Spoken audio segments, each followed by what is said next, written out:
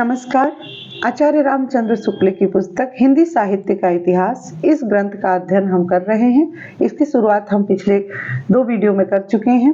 तीसरा वीडियो है, इसलिए आप उसे क्रम से देखें। इस पुस्तक का शुरुआत करने का उद्देश्य यही है कि जिन विद्यार्थियों को इसे पढ़ने में सहजता नहीं महसूस होती है या बोझिल लगता है या परीक्षा के समय में हम पुस्तक का अध्ययन नहीं कर पा रहे हैं, तो आप थोड़ा थोड़ा हमारे साथ पढ़ते चलेंगे तो यह समझ में भी आएगी और आपको पूरा संपूर्ण आप इसको पढ़ भी लेंगे। जिन्होंने पढ़ लिया है वे साथ में दोहरा सकते हैं, क्योंकि इस पुस्तक को जितनी बार दोहराया जाए उतनी बार आपको नई नई चीजें मिलती जाएंगी और आपकी तैयारी पक्की होती जाएगी। तो चलिए देखते हैं आगे। पिछले वीडियो में हमने देखा कि किस प्रकार से आचार्य रामचंद्र शुक्ल ने आदिकाल, भक्ति काल, रीति काल एवं आधुनिक काल का काल विभाजन किया है, कितने प्रकरण में बांटा है, ये सारी बातें। तो आज हम देखेंगे काल विभाग के बारे में क्या कहते हैं आचार्य रामचंद्र शुक्ल जी। कहते हैं कि जबकि प्रत्येक देश का साहित्य वहां की जनता की चित्त वृत्ति का संचित प्रतिबिंब होता है, तब यह निश्चित है कि जनता के चित्त वृत्ति के परिवर्तन के साथ साथ साहित्य के स्वरूप में भी परिवर्तन होता चला जाता है। आदि से अंत तक इन्हीं चित्त वृत्तियों की परंपरा को परखते हुए साहित्य परंपरा के साथ उनका सामंजस्य दिखाना ही साहित्य का इतिहास कहलाता है। यह एक महत्वपूर्ण वाक्य है, महत्वपूर्ण सेंटेंस है इनके, जो कि परीक्षा में पूछा जाता है, तो इसको याद रखेंगे। इनका यहाँ पर तात्पर्य यह है कि जैसे जिस प्रकार का रहन सहन है, जिस प्रकार का समय है, जैसा हमारा मनोभाव है, उसी तरह की साहित्य लिखे जाते हैं। तो जैसे जैसे समय बदलता है उसके साथ साथ साहित्य भी बदलता रहता है और समय के साथ सामंजस्य बिठाकर साहित्य लिखना ही साहित्य का इतिहास है। आगे कहते हैं कि जनता की चित्तवृत्ति बहुत कुछ राजनीतिक, सामाजिक, सांप्रदायिक तथा धार्मिक परिस्थिति के अनुसार होती है। आप अपनी पुस्तक लेकर वहां पर अंडरलाइन करते हुए चलें इन सारी बातों को। तो देखिए, कहते हैं कि जैसी राजनीतिक परिस्थिति, सामाजिक परिस्थिति और सांप्रदायिक परिस्थिति तथा धार्मिक परिस्थिति होती है, वैसे ही जो है हमारा उस समय का मनोभाव होता है, मन होता है। अतः कारण स्वरूप इन परिस्थितियों का किंचित दिग्दर्शन भी साथ ही साथ आवश्यक होता है। तो इतिहास लिखने के लिए कहते हैं कि इन परिस्थितियों को भी पढ़ना, इनको भी जानना थोड़ा थोड़ा आवश्यक होता है। पूरा नहीं कहते हैं, थोड़ा किंचित दिग्दर्शन करना है, उनको समझना है कि किस प्रकार की परिस्थिति किस समय में थी। तो राजनीतिक परिस्थिति देखेंगे, सामाजिक, सांप्रदायिक एवं धार्मिक, इन सारी परिस्थितियों को भी जानना जरूरी है किसी भी काल को जानने के लिए। इस दृष्टि से हिंदी साहित्य का विवेचन करने में यह बात ध्यान में रखनी होगी कि किसी विशेष समय में लोगों में रुचि विशेष का संचार और पोषण किधर से और किस प्रकार हुआ। उपर्युक्त व्यवस्था के अनुसार हम हिंदी साहित्य के 900 वर्षों के इतिहास को 4 कालों में विभक्त कर सकते हैं। तो यहाँ पर देखिए, आचार्य रामचंद्र शुक्ल ने हिंदी साहित्य के 900 वर्षों के इतिहास को 4 कालों में विभाजित किया है। यह भी ध्यान रखने योग्य बात है। एक बात और कहना चाहेंगे, हमने अपने किसी वीडियो में ऐसे नहीं कहा है क्योंकि लगता है कि आपके लिए उपयोगी है, इतना ही बहुत है, लेकिन यह आपको पसंद आ रहा है, ये बात हमें कैसे पता चलेगी। तो आप अगर इस बात को बताना चाहते हैं तो एक लाइक कर सकते हैं या कमेंट में हमें लिख सकते हैं कि हमारा प्रयास आपके लिए उपयोगी है। तो इससे हमारा थोड़ा उत्साहवर्धन होता है। आगे चलिए। इन्होंने 900 वर्षों के इतिहास को 4 कालों में विभक्त किया है। तो वो 4 काल कौन कौन से हैं? आदिकाल, वीर गाथा काल कहते हैं इसे, संवत 1050 से 1375 समय है दिया है। पूर्व मध्यकाल, भक्ति काल, दोहरे नामकरण का इन्होंने प्रयोग किया है। इनका जो नामकरण है वो 2 नामकरण साथ में चलते हैं, जैसे पूर्व मध्यकाल, भक्ति काल, तो संवत 1375 से 1700। उत्तर मध्यकाल यानी रीति काल 1700 से 1900 संवत में है सब। आधुनिक काल को गद्य काल कहा है, यह संवत 1900 से 1984 तक मानते हैं आचार्य रामचंद्र शुक्ल। यहाँ तक उन्होंने उसका वर्णन किया है। देखिए, यद्यपि इन कालों की रचनाओं की विशेष प्रवृत्ति के अनुसार ही उनका नामकरण किया गया है। पर यह न समझना चाहिए कि किसी काल में और प्रकार की रचनाएं होती ही नहीं थी। जैसे भक्ति काल या रीति काल को ले तो उसमें वीर रस के अनेक काव्य मिलेंगे, जिनमें वीर राजाओं की प्रशंसा उसी ढंग से की होगी जिस ढंग से वीर गाथा काल में हुआ करती थी।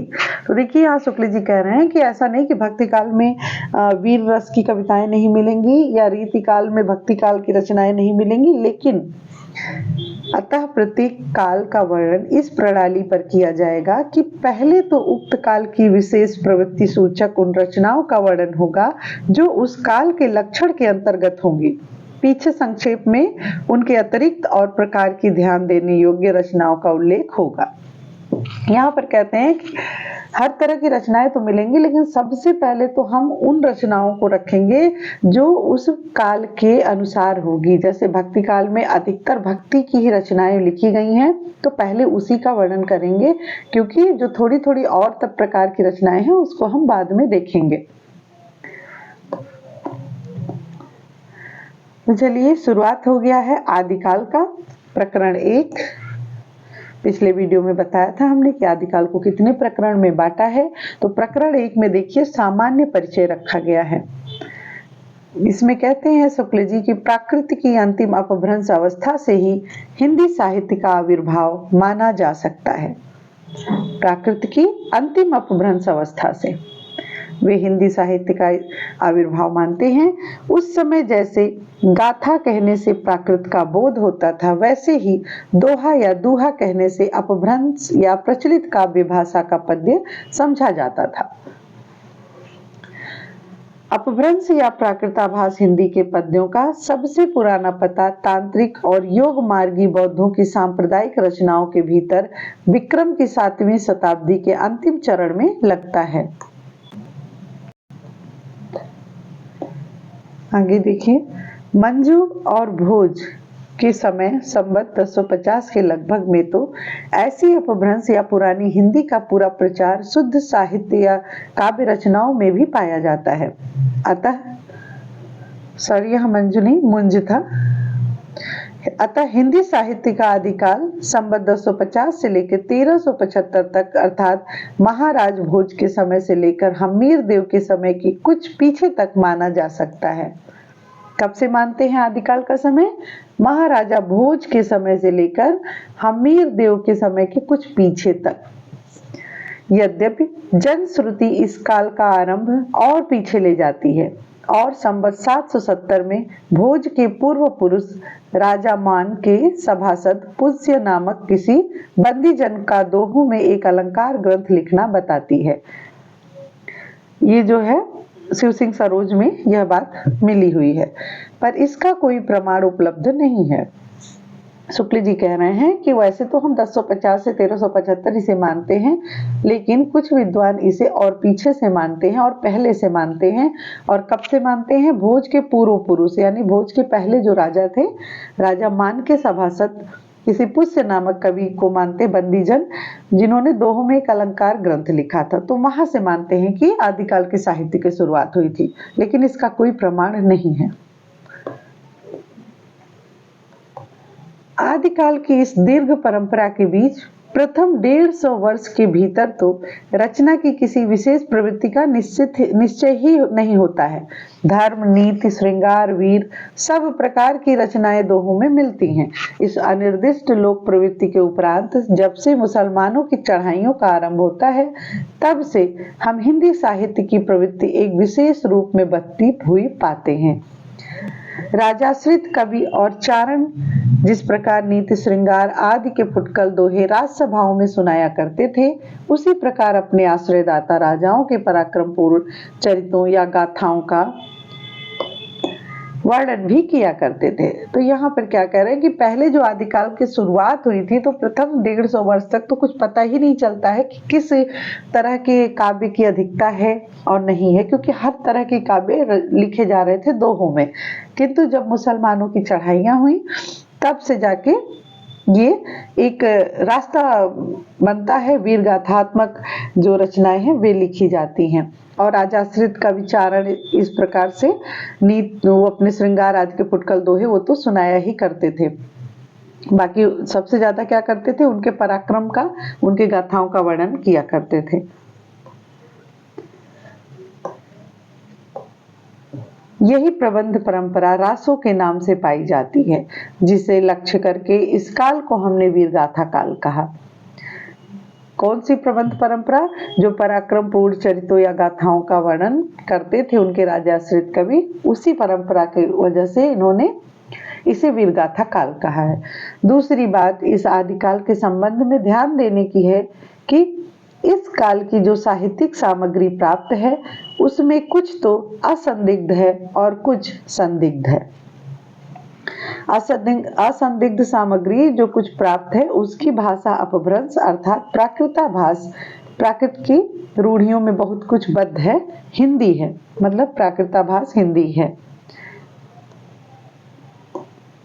इस अपभ्रंश या प्राकृताभास हिंदी का अभिप्राय यह है कि यह उस समय की ठीक बोलचाल की भाषा नहीं है जिस समय की इसकी रचनाएं मिलती हैं, इसलिए उसे असंदिग्ध कहा, क्योंकि उसके समय में और रचनाओं की शैली है उसमें इन्हें शुक्ल जी को अंतर मिलता है। तो वे कहते हैं कि इनके समय की वो रचनाएं मतलब बोलचाल से सुमेलित अच्छे से नहीं हो पाती हैं, इसलिए इसे यह असंदिग्ध मानते हैं। यह उस समय के कवियों की भाषा है। कवियों ने काव्य परंपरा के अनुसार साहित्यिक प्राकृत के पुराने शब्द तो लिए ही हैं, जैसे पीछे की हिंदी में तत्सम संस्कृत शब्द लिए जाने लगे, विभक्तियां, कारक चिन्ह और क्रियाओं के रूप में आदि भी बहुत कुछ अपने समय से कई सौ वर्ष पुराने रखे हैं। ये सारी बात इतनी महत्वपूर्ण नहीं है, लेकिन हम इसे पढ़ते हुए चलते हैं, जहां हमें लगेगा कि बहुत महत्वपूर्ण है उसे हम अंडरलाइन करेंगे। बोलचाल की भाषा घिस घिसाकर बिल्कुल जिस रूप में आ गई थी, सारा वही रूप ना लेकर कवि चारण आदि भाषा का बहुत कुछ वह रूप व्यवहार में लाते थे जो उनसे कई सौ वर्ष पहले की कवि परंपरा रखती चली आती थी। इसको बस आप पढ़ते चलें और समझते चलें। अपभ्रंश के जो नमूने हमें पद्यों में मिलते हैं वे उस काव्य भाषा के हैं जो अपने पुरानेपन के कारण बोलने की भाषा से कुछ अलग बहुत दिनों तक आदिकाल के अंत क्या उसके पीछे तक पोथियों में चलती रही। विक्रम की 14वीं शताब्दी के मध्य में एक और तो पुरानी परंपरा के कोई कवि संभवतः सारंगधर हम्मीर की वीरता का वर्णन ऐसी भाषा में कर रहे थे। चलिए वीर हम्मीर, यहाँ पे थोड़ा सा जो है क्लियर नहीं है लेकिन हम बता देते हैं, तथा आप अपनी पुस्तक में भी देख सकते हैं। चलिए वीर हमीर पा भर, ये आ है, पा भर मेइड़ कंपई, कंपई आगे है दिगमगढ़ अंधार धूल सुरहर अच्छा है। तो ये पंक्ति बताते हैं कि इनको मिलता है जो कि शुक्ल जी को लगता है कि हमीर रासों से लिया गया है। दूसरी ओर खुसरो मियाँ दिल्ली में बैठे ऐसी बोलचाल की भाषा में पहेलियां और मुकरियां कर रहे थे। तो इनकी पहेलियां देखिए। एक नार ने अचरज किया, सांप मार पिंजरे में दिया। इसी प्रकार 15वीं शताब्दी में एक और तो विद्यापति बोलचाल की मैथिली के अतिरिक्त इस प्रकार की प्राकृताभास पुरानी काव्य भाषा भी भसते रहे हैं, यहाँ पर भनते रहे हैं।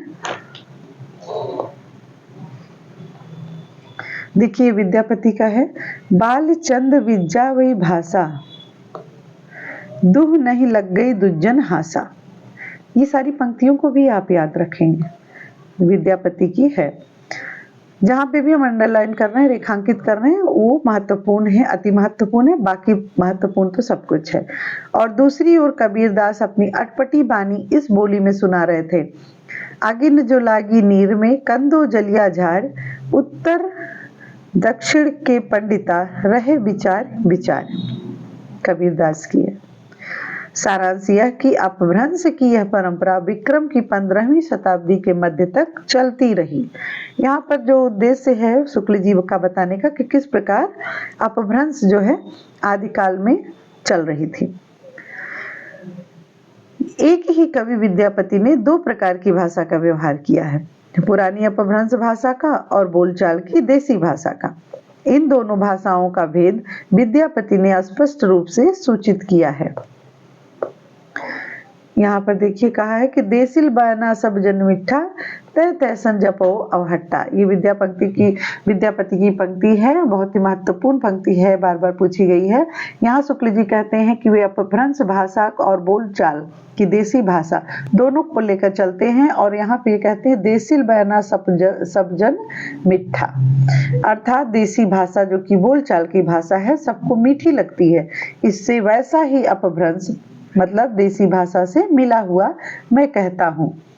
विद्यापति ने अपभ्रंश से भिन्न प्रचलित बोलचाल की भाषा को देसी भाषा कहा है, अतः हम भी इस अर्थ में इस शब्द का प्रयोग कहीं कहीं आवश्यकता अनुसार करेंगे।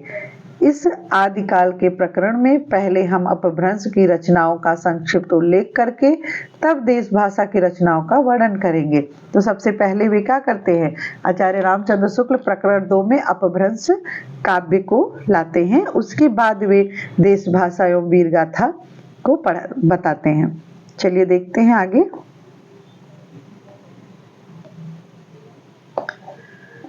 प्रकरण 2, प्रकरण 1 हमने पढ़ लिया और उसे समझ भी लिया। प्रकरण 2 में हम देखेंगे अपभ्रंश काल,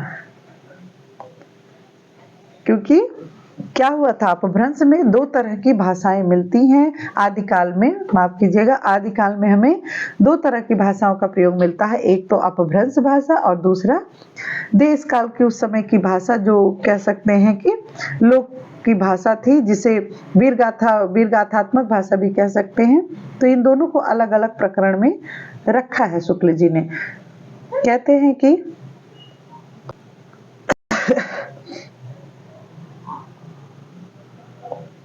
देखिए हमने अभी क्या देखा, यहाँ तक कि किस प्रकार से अपभ्रंश भाषा का प्रयोग आदिकाल में हो रहा था। प्राकृत से बिगड़कर जो रूप बोलचाल की भाषा ने ग्रहण किया वह भी आगे चलकर कुछ पुराना पड़ गया और काव्य रचना के लिए रूढ़ हो गया। अपभ्रंश नाम उसी समय से चला। जब तक भाषा बोलचाल में थी तब तक वह भाषा देश भाषा कहलाती रही। जब वह भी साहित्य की भाषा हो गई तब उसके लिए अपभ्रंश शब्द का व्यवहार होने लगा। अर्थात प्राकृत के बाद जो प्राकृत का बिगड़ा हुआ रूप था वह जब बोली जाती थी तो उसे बोलचाल में थी तो उसे सिर्फ और सिर्फ देश भाषा कहते थे, लेकिन उस भाषा में जब साहित्य लिखा गया तो उसको एक नाम देना पड़ा और वह नाम अपभ्रंश रखा गया। आगे भरत मुनि, विक्रम तीसरी सती इनका समय दिया गया है, भरत मुनि का, ने अपभ्रंश नाम ना देकर लोक भाषा को देश भाषा ही कहा है। वररुचि के प्राकृत प्रकाश में भी अपभ्रंश का उल्लेख नहीं है। अपभ्रंश नाम पहले पहल बल्लभी के राजा, इसको देखिए ध्यान से देखेंगे, अपभ्रंश नाम पहले पहल बल्लभी के राजा धार सेन द्वितीय के शिलालेख में मिलता है, जिसमें उसने अपने पिता गुहसेन, जिनका समय था विक्रमी संवत 650 के पहले, को संस्कृत, प्राकृत और अपभ्रंश तीनों का कवि कहा है। किसने? बल्लभी के राजा धार सेन के शिलालेख में मिलता है और उसमें धार सेन ने क्या लिखा था, अपने पिता को जो है उन्होंने लिखा था, जिनका नाम था गुहसेन, इनको संस्कृत, प्राकृत और अपभ्रंश तीनों का कवि कहा है। अर्थात अब उस पीछे, जब उनके पीछे इतने तीनों भाषाओं की उनके पिता कवि रहे तो उस समय को भी देखना होता है कि किस समय से रचना होने लगी थी। आगे भामा, विक्रम 7वीं शती भामा का समय है, ने भी तीनों भाषाओं का उल्लेख किया है। वाण ने हर्षचरित में संस्कृत कवियों के साथ भाषा कवियों का भी उल्लेख किया है। इस प्रकार अपभ्रंश या प्राकृताभास हिंदी में रचना होने का पता हमें विक्रम की 7वीं शताब्दी में मिलता है। उस काल की रचना के नमूने बौद्ध की वज्रयान शाखा के सिद्धों की कृतियों में के बीच मिले हैं।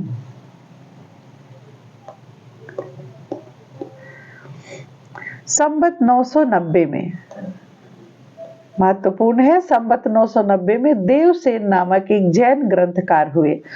उन्होंने भी श्रावकाचार नामक एक पुस्तक दोहों में बनाई। तो देवसेन समय है 990 में, जैन ग्रंथकार थे और उनकी ग्रंथ का नाम था श्रावकाचार। इसको उन्होंने दोहों में बनाया था, जिसकी भाषा अपभ्रंश का अधिक प्रचलित रूप लिए हुए है। उसका श्रावकाचार से एक उदाहरण है। जो जिड़ सासण भासियौ सो वही कहियौ सारु, जो पालई सई भाव करी सो तरि पावई पारु। ये देवसेन की है।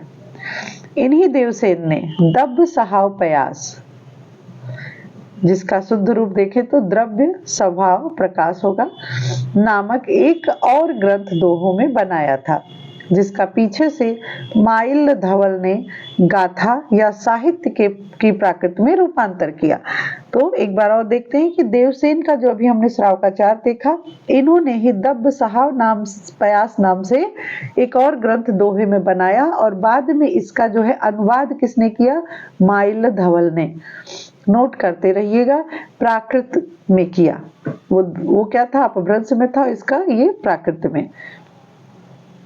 इसके पीछे तो जैन कवियों की बहुत सी रचनाएं मिलती हैं, जैसे श्रुति पंचमी कथा, योगसार, जसहर चर्यु, उदय कुमार चर्यु इत्यादि। ध्यान देने की बात यह है कि चरित्र काव्य या आख्यान काव्य के लिए अधिकतर चौपाई दोहे की पद्धति ग्रहण की गई। पुष्पदंत, इनका समय 1000 संवत 1029 के आदि पुराण और उत्तर पुराण चौपाइयों में हैं।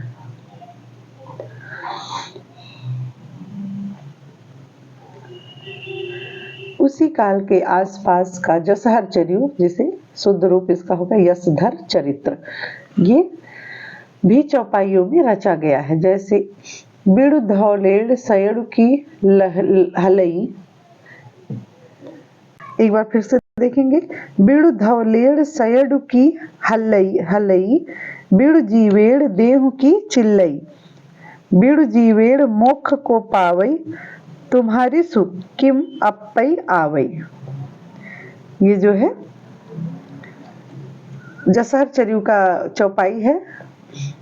चौपाई दोहे की यह परंपरा हम आगे चलकर सूफियों की प्रेम कहानियों में, तुलसी के रामचरितमानस में तथा छत्र प्रकाश ब्रजविलास सबल सिंह चौहान के महाभारत इत्यादि अनेक आख्यान काव्यों में पाते हैं। चौपाइयों दोहों के बारे में कह रहे हैं। बौद्ध धर्म विकृत होकर वज्रयान संप्रदाय के रूप में देश के पूर्वी भागों में बहुत दिनों से चला आ रहा है। जो ये विकृत रूप था बौद्धों का, वही सिद्ध हुए थे। तो बौद्ध धर्म क्या था? विकृत होकर वज्रयान संप्रदाय के रूप में पूर्वी भागों में देश के बहुत दिनों से चला आ रहा था। इन बौद्ध तांत्रिकों के बीच वामाचार अपनी चरम सीमा को पहुंचा। तो ये हम समझेंगे कि जो सिद्ध थे वो बौद्धों की ही शाखाओं से निकले थे। तो बौद्ध धर्म में कुछ लोग ऐसे थे जो जिन्होंने उसका रूप ही बिगाड़ दिया। वो अपना एक अलग संप्रदाय, वज्रयान संप्रदाय के रूप में अलग हो गए। देश के पूर्वी भाग में इन्होंने अपना कार्यक्रम चलाया और ये एक तरह से तांत्रिक जैसा कार्य करते थे। इन्हें बौद्ध तांत्रिक भी कह सकते थे कि बीच वामाचार यानी दुराचार की इनकी अपनी चरम सीमा को पहुंच गया था। ये बिहार से लेकर आसाम तक फैले थे और सिद्ध कहलाते थे। देखिए यहाँ पर स्पष्ट कर दिया है कि सिद्ध कहलाते थे।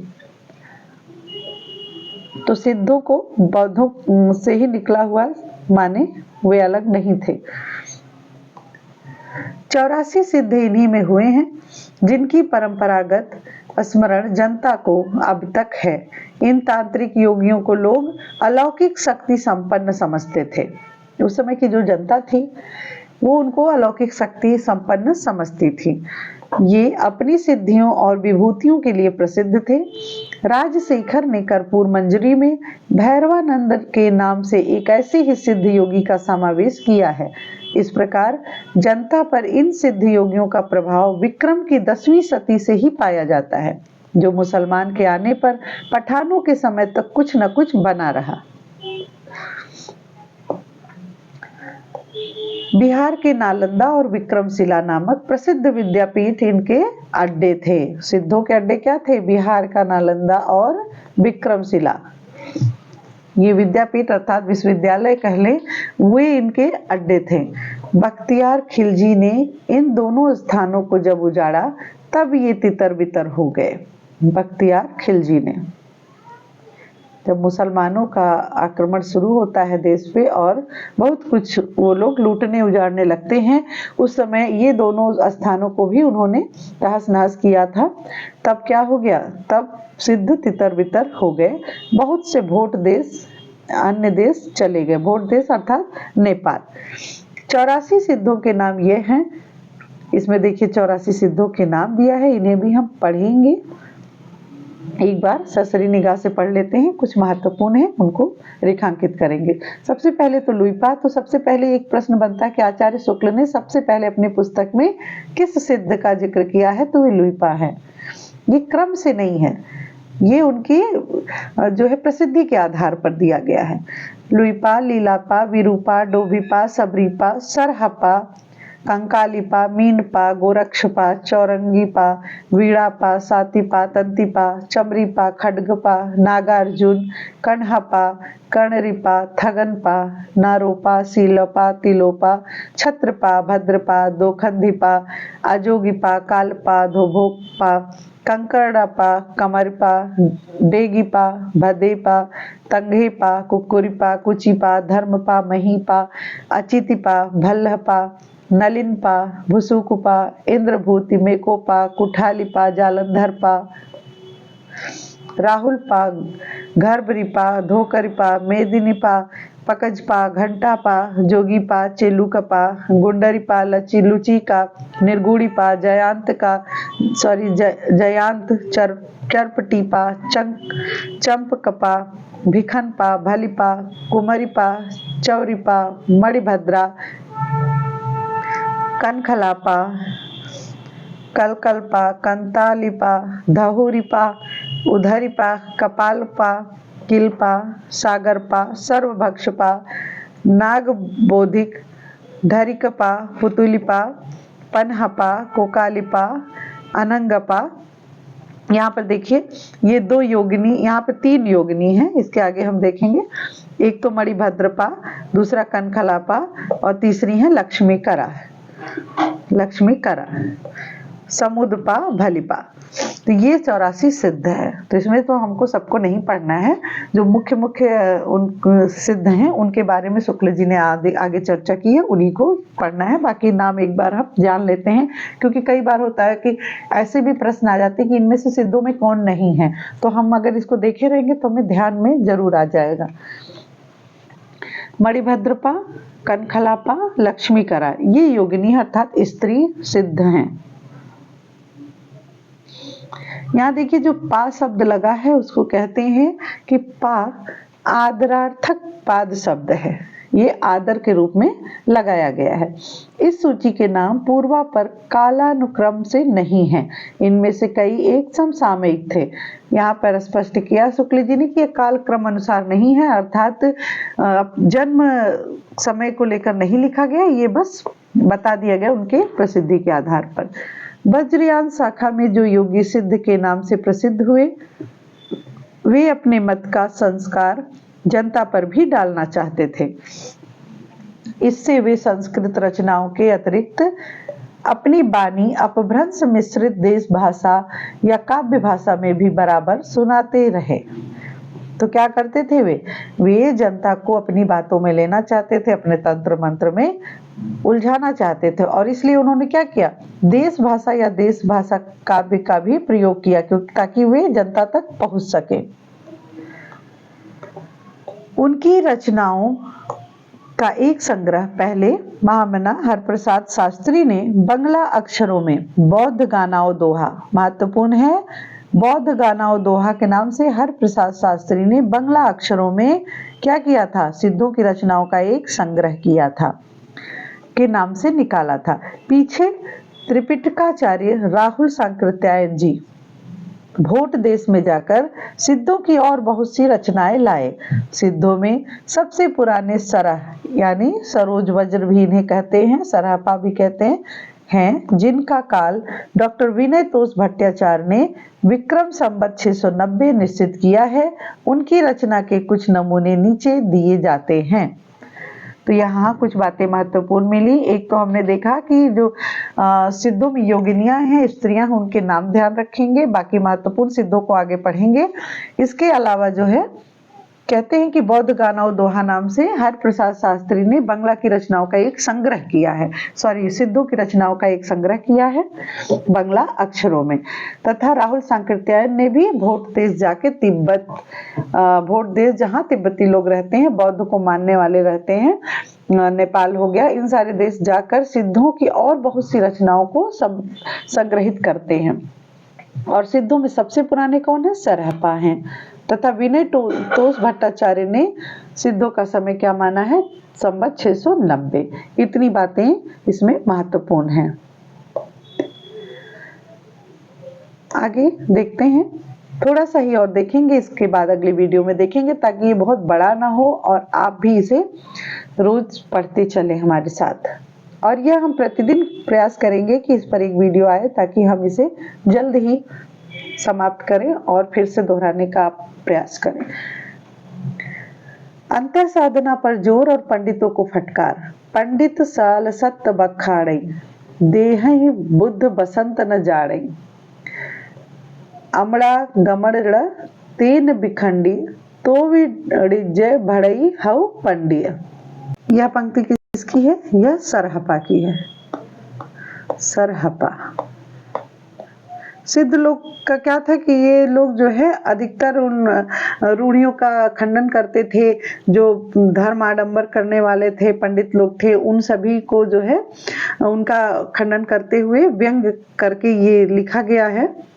आगे देखिए, यह भी जो है पंक्ति उन्हीं की है, सरहपा की। जहि मन पवन न संचरई, रवि शशि नाही पवेश, तहि बट चित्त विषाम करु, सरहि कहिए उवेश। घोर अंधारे चंदमणि, जिम उज्जो करिए, परम महासुख यहु करो, दुर्य अशेष हरिये। जीवंतः जो नव जरई, सो अजरामर होई, गुरु उपय से विमलई मई, सो पर धरना कोई। तो यह भी सरहपा का है। हम पंक्तियों को पढ़ते हुए चलेंगे, पंक्तियां पूछ ली जाती हैं। इसके आगे हम देखेंगे अगले वीडियो में। तब तक इसे आप अच्छे से दोहराएं, जितनी मुख्य बातें थी उन्हें अलग एक कॉपी में नोट करें। धन्यवाद।